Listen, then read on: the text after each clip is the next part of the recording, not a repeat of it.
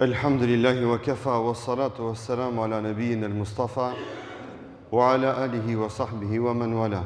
Thumma amma ba'd. Allahu azza wa jalla falendrem, kurse salavatet dhe selamet Muhammed Mustafa sallallahu alaihi wa sallam ja dërgën. Të nderuar, assalamu alaikum wa rahmatullahi wa barakatuh. Sot e fillojmë ligjëratën me tregimin e Islamit të Safwan ibn Umayya. Safwan ibn Umayya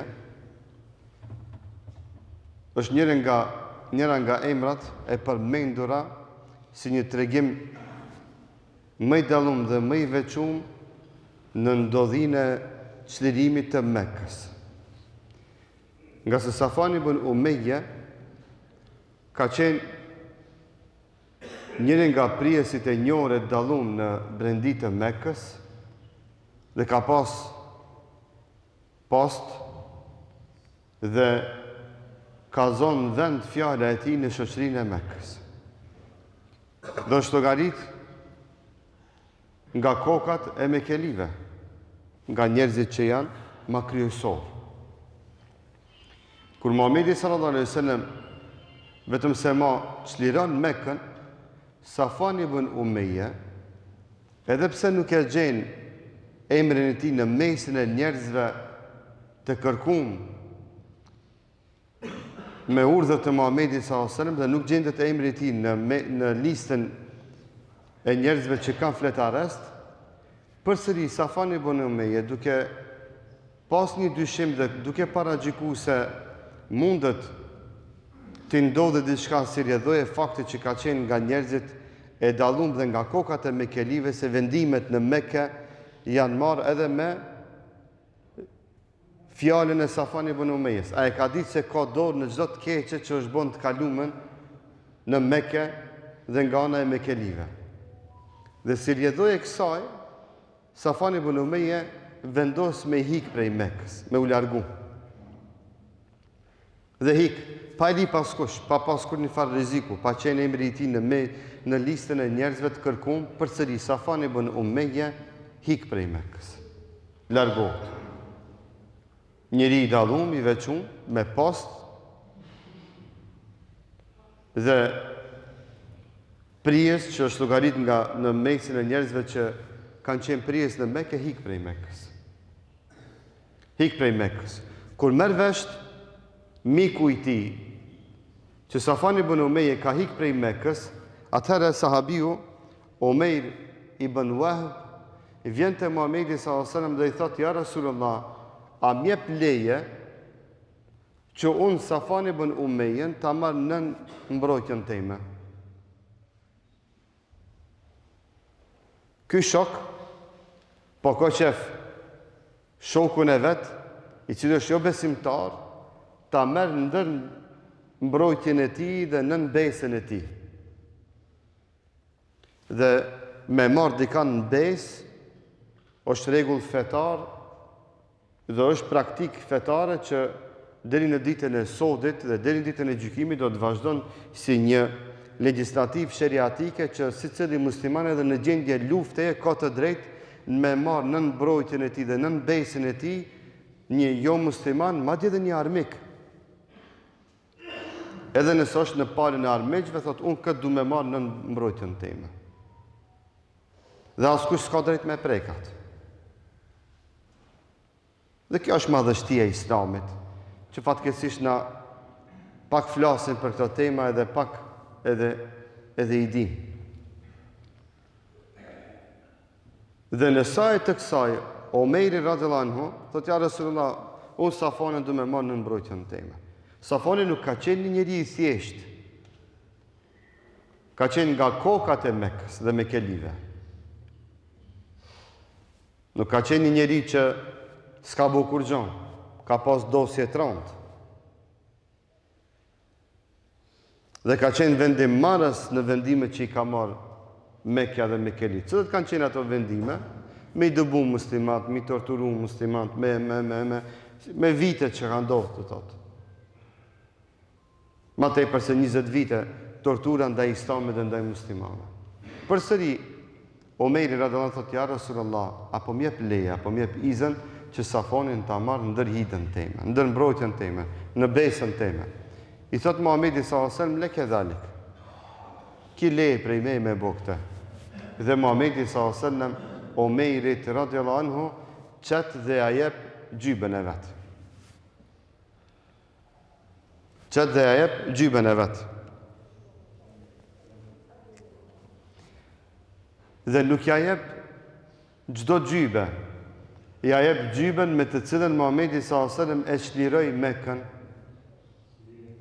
Çat gjybe Muhamedi sallallahu alaihi wasallam e kishte të vesht në çlirimin e Mekës, që është një gjybe dhe një veshje që është dallu dhe ka hyrë në histori. Që kështu ka qenë i veshën Muhamedi sallallahu alaihi wasallam në ditën kur e çliroi Mekë. Na vesh me lloj-lloj tesha, me lloj-lloj veshje, po disa ma në mend. Shembull, kështu ishte i veshën hoxha në ditën e Bajramit. Kështu ishte i vesh filani në ditën kur i ndroi jetë, shembull baba, po nona, kështu me radhë. Janë do veshje që dallon. Se momenti është i veçantë dhe i dallon. Dhe Muhamedi sallallahu alaihi wasallam pikërisht çat gjybe ja jep Umejrit radhiyallahu anhu dhe Umejri e vesh gjybën e pejgamberit sallallahu alaihi wasallam dhe natyrisht gëzohet pa mas dhe me çat gjybe niset Umejri radhiyallahu anhu në portin e Xhiddës që ta kape Safonin, të takohet me te, i cili ishte nis me njetë për me hikë për në Jemen.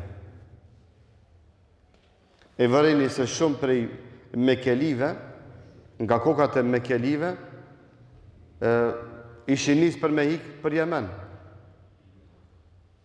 Jemenin e kishin si një destinacion më të sigurt në atë kohë se hala Jemeni kishte hapësirë dhe zona ku këto Mekeli zullumqar kriminal kishin mundësi që të fshihen. Dhe Safoni ishte nis për në Jemen. Dhe aty Umejri radhiyallahu anhu takohet me Safonin dhe ja tregon ofertën e vet Safonit. Dhe Safoni e pranon ofertën e Umejrit që të kthehet në Mekke nën mbrojtjen e Umejrit radhiyallahu anhu. Dhe Umejri së bashku me Safonin vinte Muhamedi sallallahu alaihi wasallam. Safoni i thot Muhamedit sallallahu alaihi wasallam, a ka mundësi me më dhon leje 2 muaj të mendohem a ta pranoj Islamin a mos ta pranoj Islamin. I thot Muhamedi sallallahu alaihi wasallam leke arba'ata ashhur. Thot jo 2 muaj. 4 muaj ki drejt me menu, a ki me pranu Islamin ajo. Menu, mirë. Se Islami nuk është fej e imponimit dhe dhunës. Do në me pranu, pranoj me qef. Po s'do në mos me pranu, mos e prano përsëri me qefin tëndë. Është e drejta jyte. S'ka forcë mbi ruzin toksor që ka të drejt dikujt me imponu Islamin dhe me dhunë me shtime e pranu Islamin. Dhe këto po e potencoj me qëllim këte në veçanti të disa vëllezërve tonë që jetojnë në gurbet në për Evropë, që a imponojnë Islamin bashkëshorteve të veta. I marrin i martojnë duke qenë ato jo besimtare, e pastaj si të thellohen pak në bashkëjetesë, në jetë bashkëshortore, dhe si të bëjnë ndonjë fëmijë, thonë, jo, nëse don ti me vazhdu me mu, duhesh patjetër me pranu Islamin. Kjo s'lejohet. Kjo është keqpërdorimi i sinqeritetit dikujt. Sot ka dash ty, jo fejnë tënde. Ka dallim me dash ty dhe ka dallim me ta dash fejnë. Mund të dikush ty me dash gjithë jetën e vet, mos me ta dash fejnë. Dhe kjo është e drejtë e tyre, që ato me përzgjedhja kanë me ta dash fejnë ajo. Sikur që është e drejtë e tyre, me vendos, a ka me dash ty ajo. S'ka një islam as dashuri me zor, s'ka as islam me zor. S'ka një islam me marrë dikan me zor, me bo bashort, apo bashorte. Me dashni. Edhe islami, si fe, ja e përqafon islamin me dashuri, me vullnet të lirë, ja hitë se përqafon. E drejta jote është mu bo musliman, e drejta jote është me mbet në atë fej që i kije. Në dy vendimet, përgjithësia është e ytja. Dhe s'ka drejt as një pushtet, as një mbretni, as një ushtri, me ta imponu islamin. S'ka drejt, as kush. Dhe këtë po e potencojmë me qëllim që t'jemi të vetëdijshëm dhe të vëmendshëm në rregullat dhe parimet islame,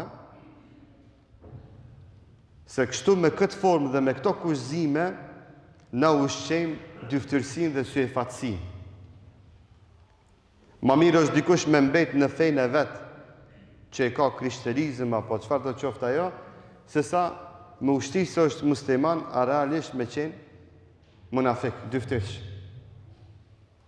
Dhe me pas islamin për syefatësi sa me nejtë bashkë me burin e vetë dhe me fëmijët e vetë. Andaj t'jemi të vëmendshëm, t'jemi të kujdesshëm. Muhamedi s.a.s. nuk i tha Safanit, jo, s'ka 2 muj. Sa shki ardhë në Mekën, atë kimi kap, ti e kriminal, si mos ta pranësh islamin, ta pëkusim kryt. Jo, ta 4 muj menoja, jo 2. Safani kërkoj 2 muj. Muhamedi s.a.s. mi tha, jo, 4 menoja. Menoj mirë, o burë. Mirë tjere, menoje, lexoje, analizoje, konsultohu. Pastaj bëhu musliman. Ti do 2 muj, që 4. Muhamedi s.a.s. pat mundësi mi thonë, ja, s'ka kështu. Ti ke ardhë në besën e këtij, në me ke veç musliman. Pranojna, ti e kriminal lufte, arrestojni, ja, thaj ti i liri. I kërkove 2 muj, që 4. 2 fish. Veç islami, nëse e pranoj me vullnet të mirë, la ikrahe fi din, thot kështu Rabbul Alemini, s'ka imponim në fe. S'ka në islam, nuk lejot që dikan me zor me shti mu bo musliman. S'ka kështu. Po, këshilla, përkujtimi, debati konstruktiv, ndërfetar, kjo kitë është legjitime, nuk ka problem. Argumentimi, shpjegimi, aktiviteti islam, promovimi islamit, kjo kitë është legjitime. Kjo krejt është në rregull. Deri në atë pikë kur të mrim, që ka emrin imponim, s'ka imponim, lutna. Të shtash a donë me imponu egon tënë dhe mendimin tënë, a donë me imponu islamin. Islami s'ka imponim. Atëherë mbetet se ti je duke ushqy egon tënde, epshin tënd, nefsin tënd, ti do më vaj imponu mendimin tënd gjithve. Ti a donë drejtësi, mbi tokë me sundu drejtësia, apo mbi tokë do me sundu llafijat. Shumë ka dallim mes asaj dhe kësaj. Na do njerë i përzim tejlat, o vëllezër. Na i përzim tejlat. Edhe kjo e përzirje e tejlave, në emër të islamit është alo ma problematike. është alo ma shqetësuese. Po dhe përgjithësia është shumë e madhe para Allahut te bareke ve taala. Si të folë në emër të Zotit, për fenë e Zotit. Edhe çka kundra asaj që ka thonë Allahu te bareke ve taala. A në emër të Allahut fol diçka që Allahu ashtu se ka thonë, madje Allahu e ka thonë të kundërtën e asaj që ti e duke e pretendu. Shifeni zemërgjërsinë e Muhamedit s.a.s. që kjo është islam. Atë që ka thonë Muhamedi s.a.s. ajo është islami, ajo është feja jonë. I thotë Safanit 4 muj me ndohë, jo 2. A i thotë 2 muj të dash me të regu se jam të lip një vadet gjatë nëse vendosi, bashkë qashtu mu bo musliman, pse i në kini marrë ju Mekën, Se vendosun ati për aty të bëmë musliman. Jo, tha Safan, 4, tha. Me nohë 4 muaj. Që kur ta pranojsh Islamin, kur mos të shkon mendja me thonë se pranova nën presion, më shtini me zor, aj, mashtroj kë, e bona për hatër, pizorit jaj. I lidhje, dhe me liri të plot, pranoj Islamin, ose refuzoj Islamin, dhe në 2 vendimet përgjithësia është përsëri e ytja. E kullu ma tesmeun, walhamdulillahi rabbil alamin.